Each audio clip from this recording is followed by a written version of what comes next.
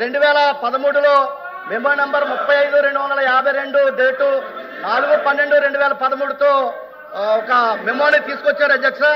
ఆ మెమో ప్రకారం స్థానిక సంస్థల్లో పనిచేసే వారికి స్థానిక సంస్థలోనే ఇవ్వాలి, గవర్నమెంట్ సంస్థల్లో పనిచేయడానికి వీల్లేదనే ఉద్దేశంతో ఆ మెమోని తీసుకురావటం వల్ల ఈ రోజున లోకల్ బాడీలో ఎక్కువ మంది ఉపాధ్యాయులు చనిపోవటం వల్ల, లోకల్ బాడీలో ఖాళీలు లేకపోవటం వల్ల ఉప ప్రశ్న ఏంటి, సప్లిమెంటరీ ఏంటో అడగండి. ఈ మెమోని ఏదైతే 35/52 మెమోని సవరించి 32/52ని సవరించి ఉన్నటువంటి వాళ్ళని ఎక్కడ ఖాళీ ఉంటే అందులో వేయటానికి చర్యలు తీసుకోవాలని చెప్పి ప్రభుత్వాన్ని కోరుతున్నాం అధ్యక్ష. ఈ రోజున మోడల్ స్కూల్లో కూడా 17 మంది చనిపోయారు, అక్కడేమో ఖాళీ లేవు అధ్యక్ష. దాదాపు 980 మంది చనిపోయారు. 5 సంవత్సరాలు పూర్తవుతుంది అధ్యక్ష. ఈ 5 సంవత్సరాల కాలంలో వాళ్ళ కుటుంబాలు కూడా ఆర్థికంగా ఇబ్బంది పడుతున్నటువంటి పరిస్థితి ఉంది అధ్యక్ష.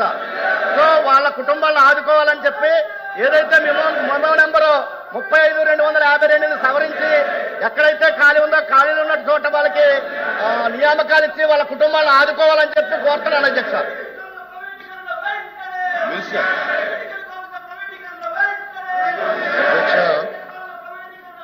ప్రభుత్వంలో 112 మంది అప్లై చేస్తే 111 మందికి అపాయింట్మెంట్ జరిగింది అధ్యక్ష. ZP MPPకి వచ్చి గల 3,175 మంది అప్లై చేస్తే 2,326 మందిని 249 మంది అక్కడ గ్యాప్ ఉంది.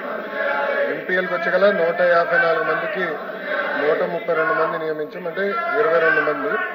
టోటల్గా 872 మంది గ్యాప్ ఉంది అధ్యక్ష.